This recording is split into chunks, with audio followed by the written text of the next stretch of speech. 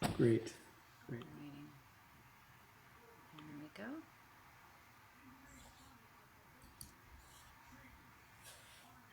Welcome, everyone, to Mission Dharma. We just had a senior moment, the State of the Union evening in the US. I know there's some Canadians here who may not be attuned to what most of the US is glued to their television tonight. And I have to admit that I just finished watching most of the speech and just feeling the reverberations of the collective at this very intense moment in our lives, in our country, in our world. Not that they're not always intense, but I'm very appreciative of the fact that you're here and that we can together do what I consider one of the ways I think about what we do each Tuesday evening and each time we sit is we regulate our nervous systems.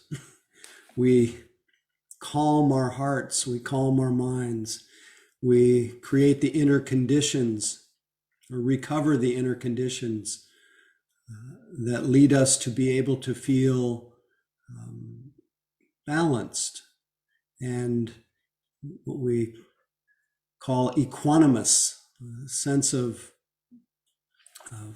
spacious, balanced capacity to accommodate the waves of the inner waves and the outer waves, and find that place of that unshakable balance of mind that can be discovered that's independent of circumstances, independent of inner and independent of outer circumstances. And what naturally helps to regulate our nervous system is to have our attention, two things, have our attention in the same location as our body. That may seem so obvious. Where else would our attention be? Our attention is usually in the imagined future and the imagined past, memories and plans, worries. And often our attention is not embodied, not settled,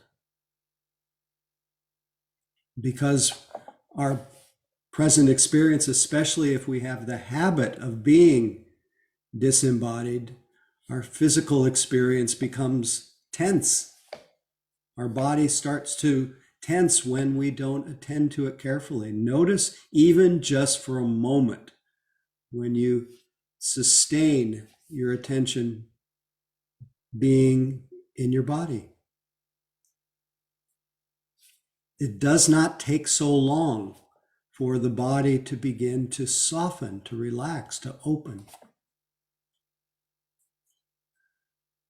But when the habit is so strong to be disembodied, to be obsessed in a way with what's going on in the world and what's next, our body freezes.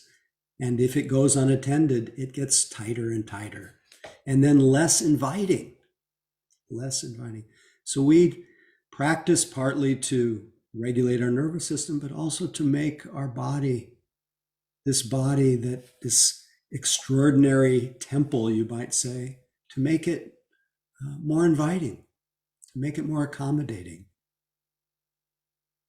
to allow us to completely inhabit it so that we can recover the sense of not just the idea of ourselves, but to actually experience the sense of just being, not being something, just being, just feeling that sense of aliveness and sense of homeness and sense of wholeness that never comes through willpower and strain and struggle and hope and expectation, but comes from open relaxation and letting go into our immediate experience. So we regulate our nervous system, we calm our minds, calm our bodies. And interestingly enough, paradoxically enough, the more we come into that experience of seclusion with our own experience, the more we feel that sense of kinship, a sense of sympathy, that real tender place of connection with everybody in this world. Much more accessible when we are settled. So I think an important ingredient in responding to the world is to make sure that we care for this incarnation that we are so blessed to have right now. To take advantage of the circumstances that are so favorable for us, where our next meal is not threatened. Our life is not threatened in this moment. Our collective life may be threatened, but our moment to moment experience of our life, we're blessed with awareness, we're blessed with a body, we're blessed with an interest in practice, interest in teachings.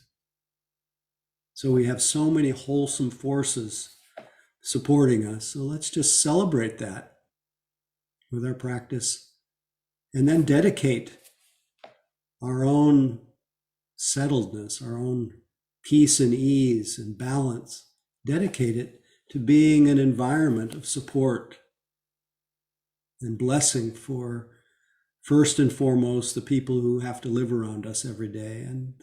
And secondly, to let it radiate toward all beings, remembering always that whatever we do with ourselves, we do for everyone, because we don't exist independently apart from anyone.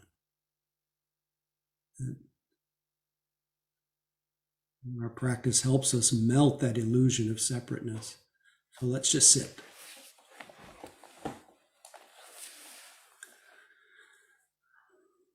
I think I've already said enough about finding your body, having your attention in the same place as your body, but now we'll feel it a little bit more intimately.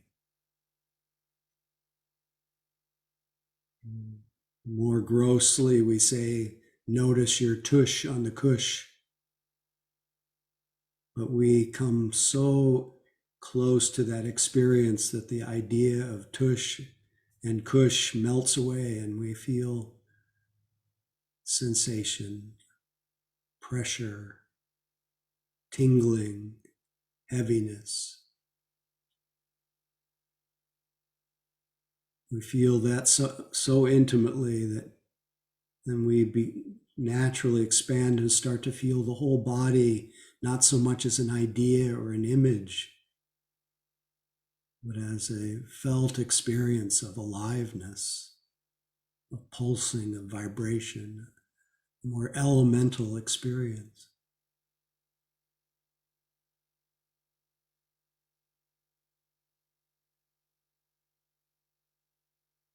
The different touch points of the hands, the lips, the rear, the eyelids, all just supporting the process of becoming more intimate with our life, direct experience. Noticing how the closeness of attention in this body, so close that they're not two things, awareness and body, one thing. Just notice how that brings, without trying, it brings a settling. It brings a stilling. And within that experience of stilling, noticing how much easier, how much more effortless it is to experience, to notice the body's experience of its own breathing.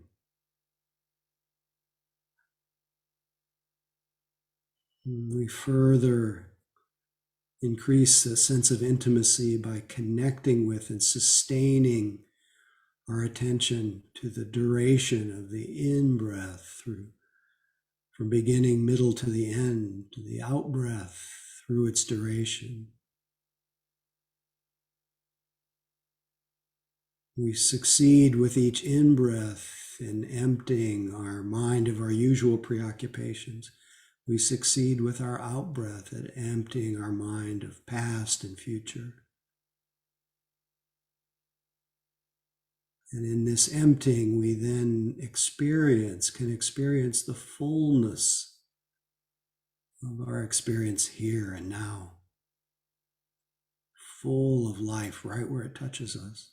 Just this moment, just this breath, just this sitting body.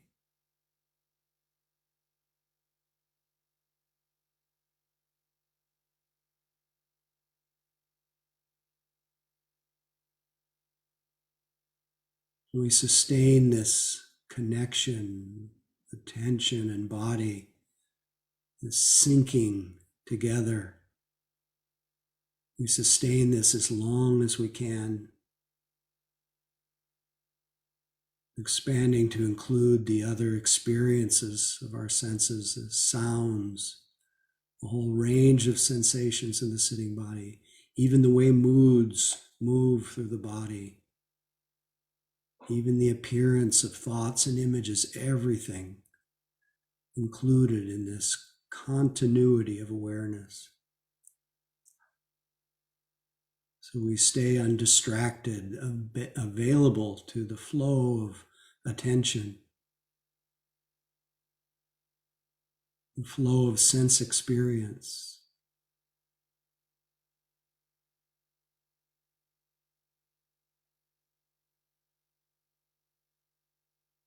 Yet when we realize that we've lost contact and we've become absorbed in some fantasy, lost in thought, the moment we realize that we were unaware, that's a moment of realizing that we are aware again. A moment of re-arising mindfulness. We appreciate the reawakening, and in support of remaining connected to this living reality, we find our body again, breath, or whatever is predominant.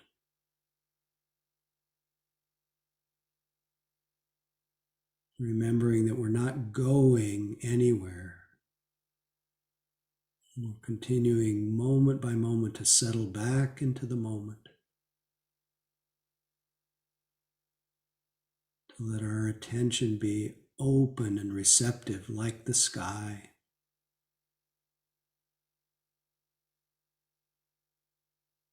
Just intimately receive the presently arising experience.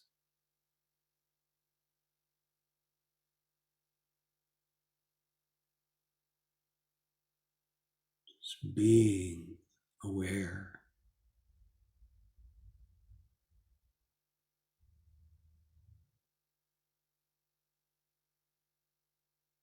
Just this moment.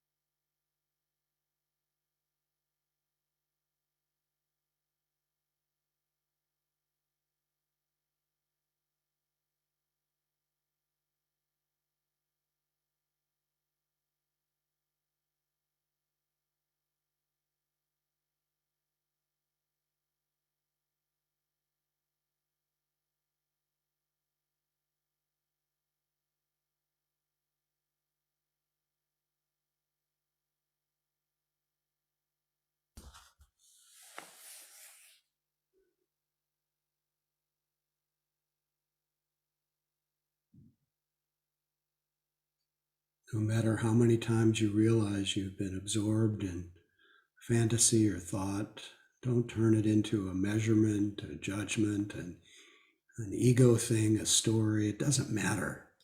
Just appreciate that moment of being aware again.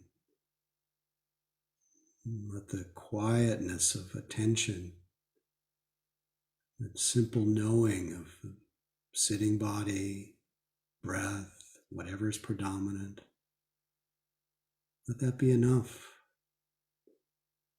just to clearly comprehend what's happening now. Everything else is irrelevant. This is the way it is right now. This moment, this breath, this mood, this sound, just this.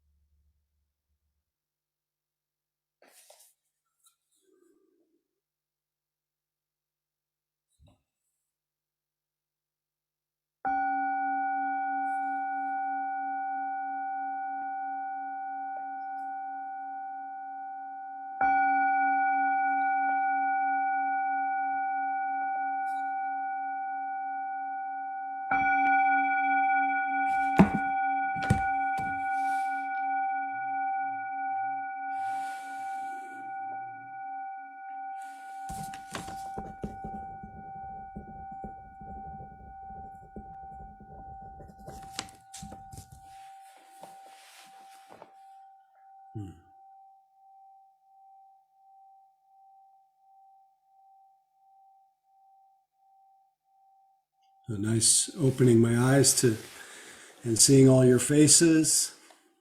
I realize for the second week in a row that I did not invite us to say good evening to each other, to allow us to hear each other's voices when we started. So, just as a way of maybe releasing some of the feeling of sitting together, the fragrance of your practice, feel free to say good evening, unmute, say good evening, and maybe say where you're calling in from if you like. And anyway, I'm glad you're all with us tonight. So don't be Hi, bashful. everybody. Charlie and Elsa from Berkeley. Hey, Charlie. Big love from Nashville. Hey, Jerry. Hi all, it's Terry from Tucson. Hi, Hey, Mission Jerry. Dharma from Regina. Hi, it's Nicole from Regina too. Oh, great. We have our Regina contingent. Hi everybody from Berkeley. Yay. Hi, it's Linda from Regina also. Good to be here. The takeover, the Canadian takeover. Boy, do we need you now. Oh God. Good evening from San Francisco. Thank you. Nora from Oakland. Yay. Annie from Saratoga. Great. The whole Bay Area. Jared from Texas, Houston. Hey, great to see you, Jared. Hi, Glad everyone. to be here. From Jackson Hole. Jackson Hole. Yay, Dan. Madison. Hey, Madison. Madison, San Francisco, straight out of surgery. Oh, straight out of surgery. Hope you're okay. Hi everyone, Yvette from Vancouver, British Columbia. Hey, Vet. Welcome. Thank you. All right. Well, thought we would start out tonight with some space for any brief reflections, questions, comments, descriptions, anything you might want me to comment on in tonight, functioning in the role that I am, although I probably could. Doesn't matter which side of this we're on, facilitator, or we're all in this together. We're all humans tonight and always. But whatever you're bringing, feel free. Any questions, comments, descriptions? And feel free to use the raised hand function under the reactions on most everyone's software. Are there any comments, questions, reflections?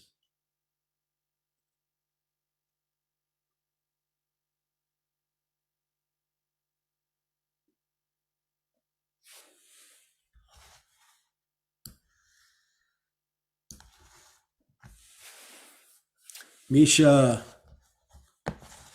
Hey, thanks. welcome. Thank you.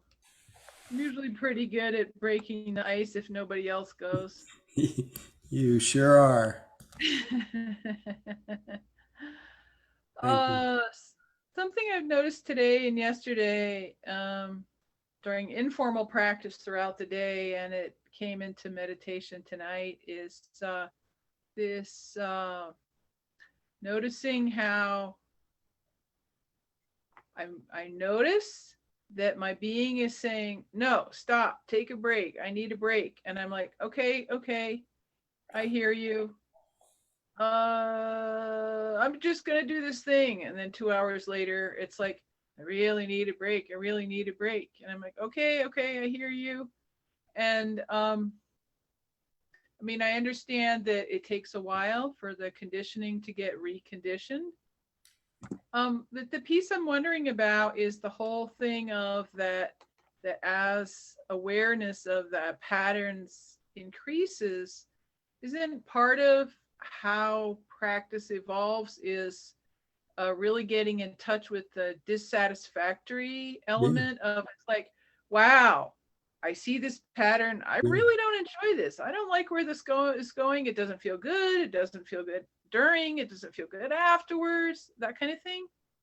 Yeah, it's. I was just thinking of Sankara Dukkha, the kind of repetitive nature of things, the kind of the continuation of your mind being impinged by a habit. And the thought that came was something I read from Ajahn Chah. He says you ultimately have to become sick of what you like and what you don't like.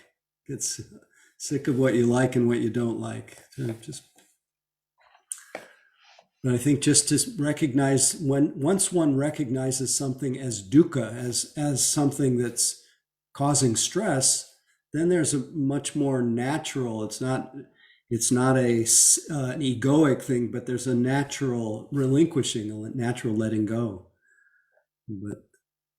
One has to open to the dukkha of liking and disliking, wanting and not wanting. So I was curious, though, as you spoke, what you meant by taking a break. Oh, I meant physically step Stop away. Stop moving. Yeah, close the computer, just take some Oh. breaths, let myself just come more fully into the present moment and check in with my inner self and listen. Got it. What is Well, needed? Well, I think if you're talking about the computer, the computer, I think you have to respect how addictive the computer is. And activity on the computer, it's designed to fixate your mind and to put it in a kind of fugue, in a kind of numb, absorbed space. And so that makes it very difficult to both have the clarity when that impulse comes to take a break and then to act on it, because there's just something, it's like an addiction. Maybe you're talking about all different ways that you become where you're engaged in an activity, but I think if it's associated with the computer, it's really easy to for it to become quite difficult to intervene. Sure. It even happens if I'm like, creating something in a document. So it's not necessarily that I'm on like a social media site or a news site or something like that. But Right. it's like the part of the overriding pattern I was noticing is that I need to get stuff done. I need to get stuff done. I'm going on retreat next week. I need to get stuff done. And that I was going to the intellect to figure out how to get it done, what to do, what the priorities were. And it's unsatisfactory because I know from experience that the way I'm learning from experience that the way for me to get the better guidance is to stop, slow down, tune in, and then drop the question in there and not try to answer it from that intellect. Right. Well done. If at first we don't succeed, we keep trying. Try again.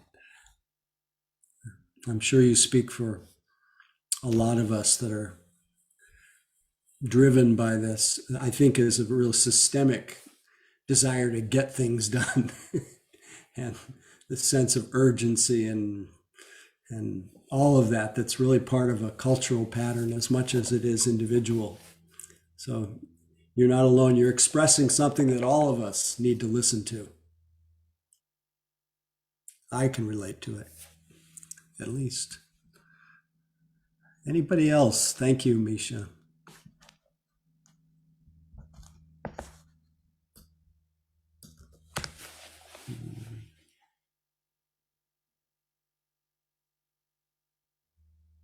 Okay.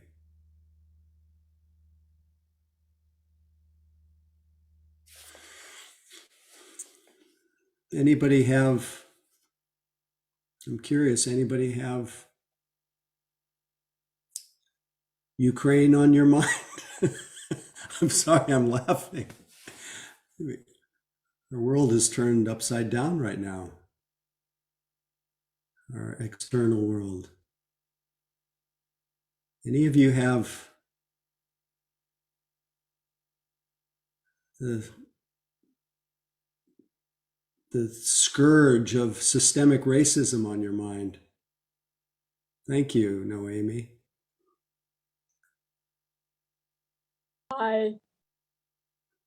Oh, you wanted to speak, Noemi?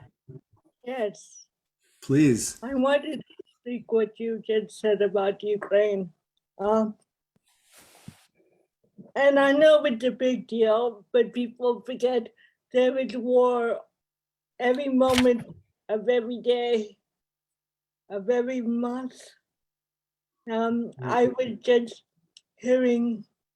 listening to a show about what's going on in, but I'd still call it Burma, but Myanmar. Yeah, Myanmar, yeah. Still war going there. There's Yes. war in Yemen. That's right. There's war in Israel. Syria, Somalia. Yes. So There's war in our streets right here. There's war when people there's with war everywhere, and That's right. I just need to remind people that I feel for Ukraine, but we have to remember that there's war all over the world at the That's right. moment. That's right. Thank you. So thank you. I'm sorry I just had to say that. Well, why don't apologize. I think your voice is important to hear and is exactly what was on my mind. Thank you.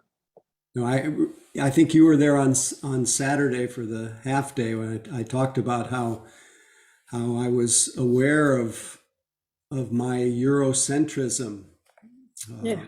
all of our Eurocentrism, and how it takes something that's closer, more European to sometimes wake us up to the reality of war everywhere. And of course, I happen to, it's a little closer for me since my family is from Belarus. And my grandmother's village was a little village that got wiped out during the pogroms. And the other parts of my family are from Romania and Poland. So this is all very familial in a way. And I also feel a lot of solidarity. So I feel some solidarity, but our human heart, we feel solidarity with anyone who's suffering. This is what the heart of our practice is, to open ourselves to really feeling that, and not just save it for those who we have a special familial kinship with. That's one thing, and not to deny that, but it's everyone. I don't know if any of you, and I was actually going to do the clumsy thing of trying to find it on my computer while we're online this evening, but I had the good fortune of being sent the video from the New York Times that I'm going to find it right now if I'm lucky.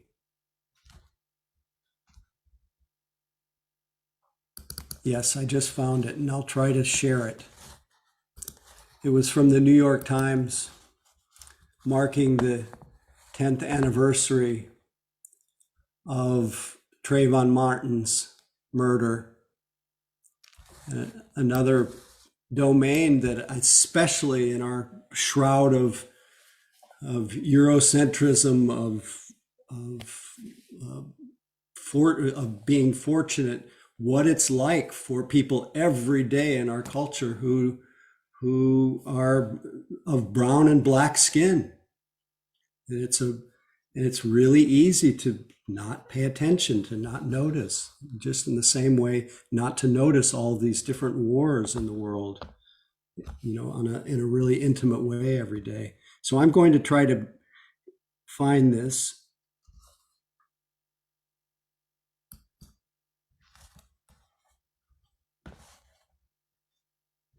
And then play it for you. April 4th, 1968. Just a sec. New. Okay, here we go.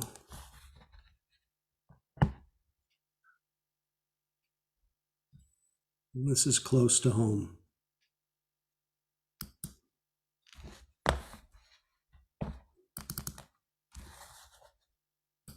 Life was breathed into it in 1984, but it still wasn't a civil rights movement. The LA riots of 1992, the Million Man March, the Million Women March. Neither really had legs. And then, of course, on this day, we gather because we have chosen hope over fear. That didn't constitute a civil rights movement either. The contemporary civil rights movement unfolded directly in response to the murder of Trayvon Martin. Sanford Police Department, line is being recorded, Sean. Hey, we've had some break-ins in my neighborhood, and there's a real suspicious guy. This guy looks like he's up to no good, or he's on drugs or something. He looks black. Did you see what he was wearing? A dark hoodie, like a gray hoodie, and he's got something in his hands. I don't know what his deal is. These assholes, they always get away. Shit, he's running. Are you following him? Yeah. Okay, we don't need you to do that. 911, you need police, fire, medical? Maybe both, I'm not sure. There was just someone screaming outside. All right, what is your... Well, my first response to the news of Trayvon Martin's death was as a parent. It's the story that's ignited fierce passions across the nation. The thing we fear most. The shooting death of a black youth in Florida sent out new shockwaves today. Then, when you found out the circumstances, I responded specifically as a black parent and as a black man. You know, if I had a son, he'd look like Trayvon. I don't know what this child could have done to be safe, except not be black. The idea that this teenager who was walking down the street could be considered so threatening that a private citizen could initiate a confrontation, resulting in that teenager's death. He simply went to the store and was headed back home. And for somebody to look at him and perceive him to be a burglar, that is the problem. How dare they say that this wannabe security guard had the right to, based on his imagined threat, kill this guy. President Obama gave that moving response. I think all of us have to do some soul searching to figure out how does something like this happen. You know, when I saw his photographs, I thought, wow, he looks like Barack. Trayvon Martin looked like I did at the age of 15, 16, 17. There were many times I'd get on the elevator and women would clutch their purse, or I'd walk by a car and suddenly you'd hear the locks go down. And then maybe the only thing that separated us was luck. Come on, put them hands together. Somebody found peace. My heart hurts for my son. Trayvon is my son. Trayvon is your son. What it did was to surface what a lot of African Americans and other people of color in some cases have felt for a long time. We have cried out about this before. Nobody paid attention. Now that you're paying attention, we have to make it known. This happens to us. And that, I think, was a galvanizing force in helping to create a broader-based movement that we now know as Black Lives Matter. A fight where Black lives actually matter, a fight where people are seeing that when Black lives matter, all lives will actually matter.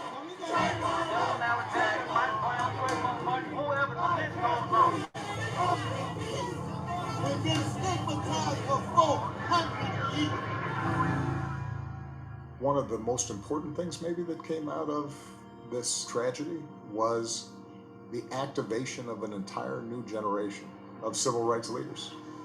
It was grassroots, it was empowered by social media, it was participatory.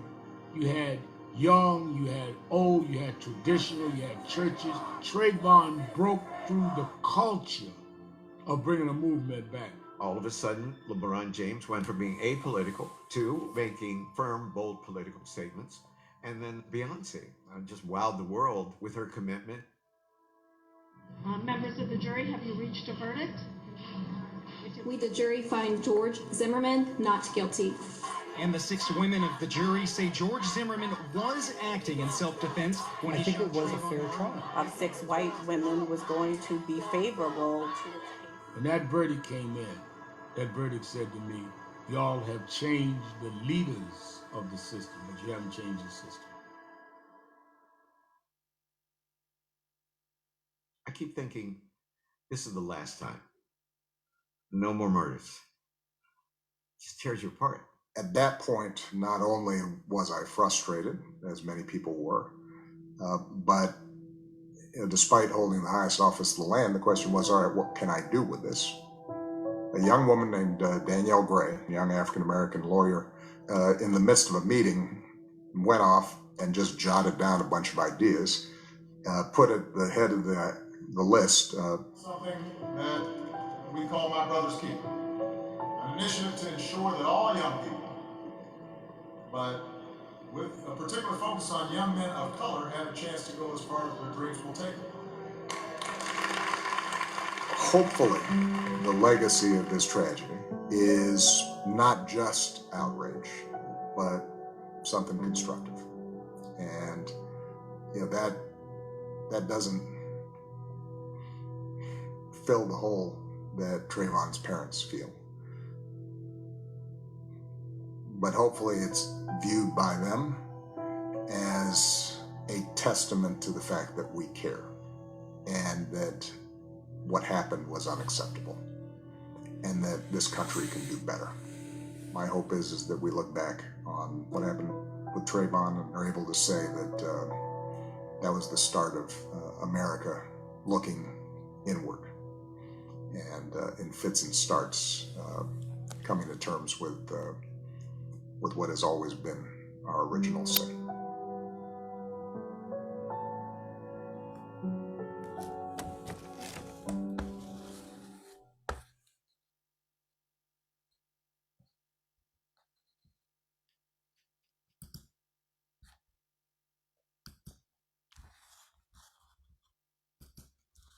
Thank you for staying with this with me. Remembering that as our heart goes out to the world, we have to continue to keep our hearts and minds open here at home, never lose touch. And just in that same vein, our hearts are very focused on the, justifiably so, understandably so, on the people in Ukraine, all the huge refugee situation. And interestingly enough, maybe some of you have followed this story, but it turns out that the Afro-Ukrainians are, in many cases, having difficulty going over the borders. They're not being let in as easily as the white people. So we have an issue, we have a world issue, and our hearts have to continue to be open and sensitive. And each of us has to be an ally and resolve to, as many of the Ukrainians did, to really help those who are being treated poorly. It's reported that a lot of the Polish people on the other side of the border were very kind once they were in, and the Ukrainians on the Ukrainian side of the border were very kind to the Afro-Ukrainians. And there are many, actually, thousands of them who studied there during when Ukraine was part of the Soviet Union. Not only do we need to be attuned to the Ukrainians, but also to, and this is maybe the saddest element, one of the saddest elements, is these thousands of Russian soldiers, these young kids who really are not able to they're not in a position of understanding or in freedom to be able to know what they're doing and understand why they're doing it. And so all the Russian people, the Russian kids who are fighting, it's everyone suffers in this. Everyone is deserving of our compassion. There's really no convenient, except for the evil of an unprovoked war. There's really no, the evil. Maybe it's too early to really hold Putin with compassion, but I'm working on it. But really, we try to expand our heart of compassion, our circle of caring, to include all beings, not just those nearest and dearest. So our prayers today go out to the people in Yemen, in Myanmar, in Syria, Somalia, and any of you and anybody you know who's living in situations of difficulty. I was reading a letter today sent out to the people in a training program and talking about the proliferation of attacks or of bomb threats on traditionally Black colleges. And the letter mentioned all of these issues that are happening, but I could feel just a personal reaction to the fact that there are just hundreds and hundreds of anti-Semitic acts going on every day and getting wider. In fact, right in my own neighborhood here, my own community, there were flyers tossed around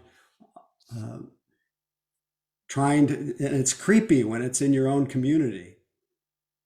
Flyers tossed around talking about Jewish supremacy and how the Jews are taking over the world. And interestingly enough, it was in the San Francisco Chronicle today that the person who was responsible for sending all these flyers in communities all over runs a really ugly anti-Semitic website. His girlfriend was a yoga teacher in the East Bay, and she was fired from her job because she was involved with this guy. Even though she said that she didn't agree with his beliefs, they had to the yoga center made a statement that they just couldn't employ someone who was associated with somebody that thought so differently. Now, nevertheless, all of these things are happening in our midst, and we want to keep our eyes clear, our hearts open, and for all of the suffering and the causes of suffering, what do we do to stay resilient? We reflect on our common humanity. We see that every human being, the Dalai Lama says this so beautifully, every human being wants to be happy. Every human being wants to be free of suffering. It's driving even those who are causing harm. So we can touch that innate desire in every human being. But then in a more practical way, what seems to make us resilient and what I call upon and I think about virtually every day, sometimes I'd like to step out of the whole Buddha Dharma thing. And sometimes I want to experience myself just as a human being, not as a Buddha Dharma teacher person or something. I want to just be stripped of all the notions of all the ideas, but there are certain Dharma teachings that are just so useful. And one that was really up for me today, that seems like it helps gladden the heart, it helps stabilize, is the teaching on the 3 pillars of the Dharma. The 3 pillars of the Dharma are dana, generosity, sila, conduct, or wholesome conduct, non-harming, harmlessness. Dana, which is generosity, giving, just giving, opening our heart, letting our heart become happy and joyful in giving. And you can see that the giving that's taking place around the world is actually helping the heart be able to accommodate such a seemingly helpless kind of situation. In fact, now that I'm thinking of it, I would like to, if you'd like to give to different organizations to support Ukraine, I have I'll put this in the chat for everyone. Paste. So that will give you a list of countless organizations to give to if you like. But what I'm really pointing to is the habit of giving, of letting that heart impulse grow, and giving our time, our energy, our resources. Just think of ways that you can give, because it brings joy to the heart. It brings gladness, and we do it in simple ways. The world isn't just this hell realm. It's a place of giving and a place of loving. Not to ever forget that. So dana, sila, and that sila is the conduct, is harmlessness. And it just keeps reminding us that we are so connected to one another, and that our actions of body and of speech, of thought, they impact each other. And then when we dedicate that to being careful with our speech, with our actions, with our livelihood, with our resources, with the resources of the world, we're careful and conscientious with the commitment to cause no harm. There's something in that brings us a feeling of usefulness. Feels like this is something I can do. I can practice everyday harmlessness. Howie, I'm not sure your message went into the everyone chat. I'm not seeing it. I'm not sure if other people are. Oh, maybe I need to send it. There it goes. Thank you. Thank you for interrupting. So dana, sila, harmlessness. And then the last pillar of the Dharma, which is what we in some ways come here for, is called bhavana, mind training of our attention to be present, to know our thinking, to know the nature of our thinking, to know the emptiness of our thinking, the insubstantiality of our thinking, to know the way that we're to see our mind when we're creating a future that never arrives, to see our mind that when we're catastrophizing, when we're fear mongering, whatever we're doing, to be able to see it clearly. That takes a well-trained mind. It takes a mind that's saying, I see you, Mara. You're trying to get me involved in this futurizing, in this whole little ego trip about freaking out and fixing, and maybe all with the intention of finding relief. But the thinking mind is unrecognized, unattended to, just creates an artificial world, and often an artificial world of misery. My partner Annie shared this line that she picked up from a teaching that said, I am upset because I see something that's not there. So often, if we don't see that we're caught in our thoughts, we don't realize that whatever we're thinking about, it's not really there. These are little mind bubbles. And when we're caught in what's not there, what's not present, what hasn't happened, I think of Yogi Berra, who says it's not what you don't know that gets you into trouble. It's what you know for sure that just ain't so. It's when we're caught up in our thinking mind, we don't know that we're thinking, we miss what is present. We're upset when we're upset because we see something that's not there. So what makes us less upset? What makes us more able to deal with our lives? To see what is here. And what's really here in real time. And if we miss this, we become dysregulated. What is here? Our sights, our sounds, our smells and tastes and sensations and thoughts. And so the seeing of what's here, the seeing thoughts as thoughts, seeing thoughts as the empty bubbles that they are, frees us from incarnating in that world of our imagination when there's really, in fact, nothing there. There's nothing there.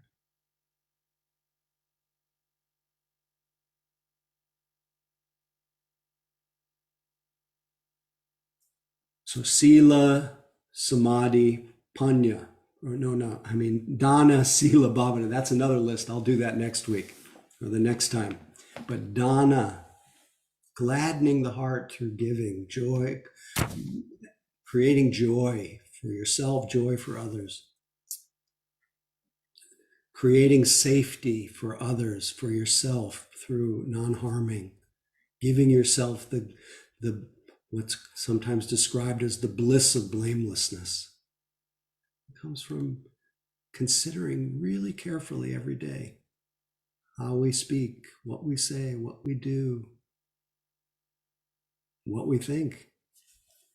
And finally, training our attention to be present, not just to be present for thoughts, but it's to tune into the quality, the fragrance of what comes when we are aware. That a moment of awareness, a moment of attention itself is peaceful. It has a fragrance of peace. And whatever awareness meets becomes more pacified.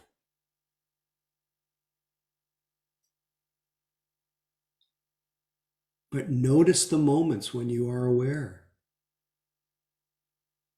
Being aware of being aware. Notice whatever fills that awareness. Everything settles. The world may not have settled, but something in our mind and body and our nervous system settles. When this is made a more continuous experience, not just an idea, but an actual ever-present knowing. What would you choose in your life? What can you really rely on?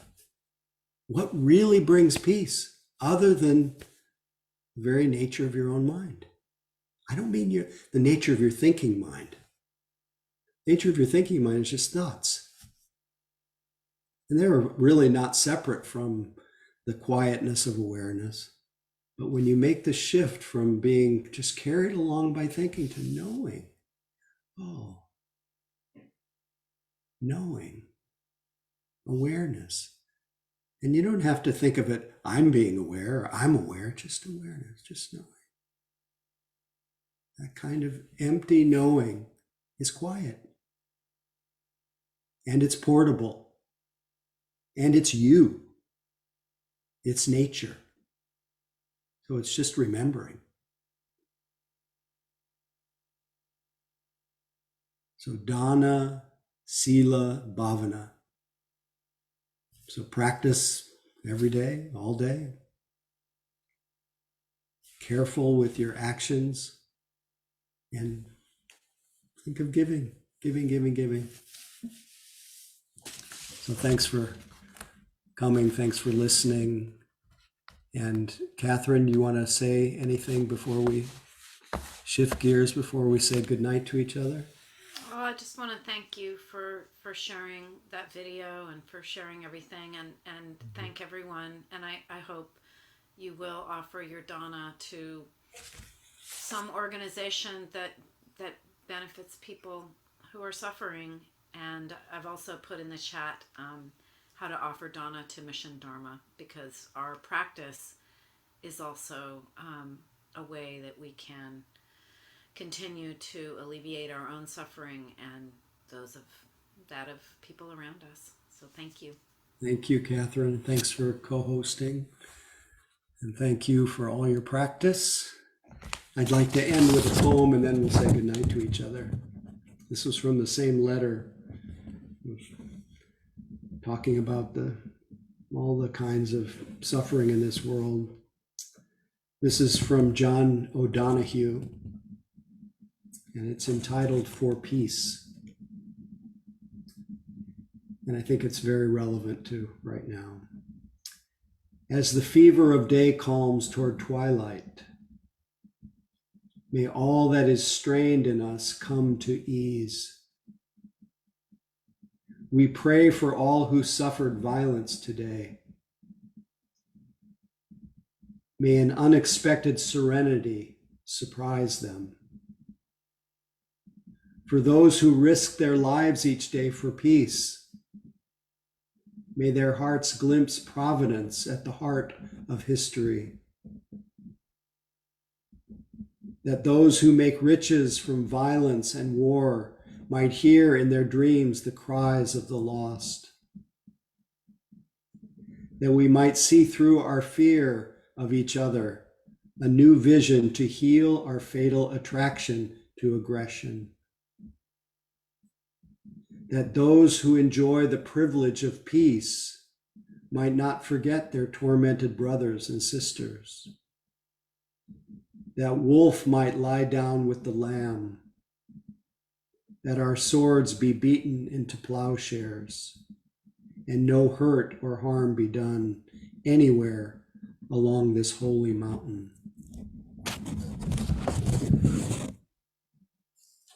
May it be so, and may our practice today and every day be offered freely and dedicated to the welfare and benefit of all beings. May all beings be safe from inner and outer harm.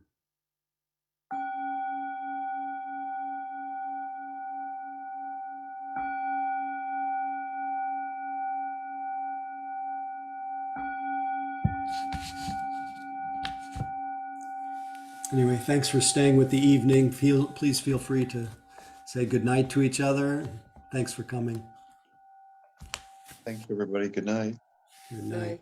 Thanks, Good night. everyone. Howie. Thanks, everybody. Pleasure. Thank you. Night, everyone. Thank you, Howie. Thank you all. Thank Good you. everyone. Thank you very much.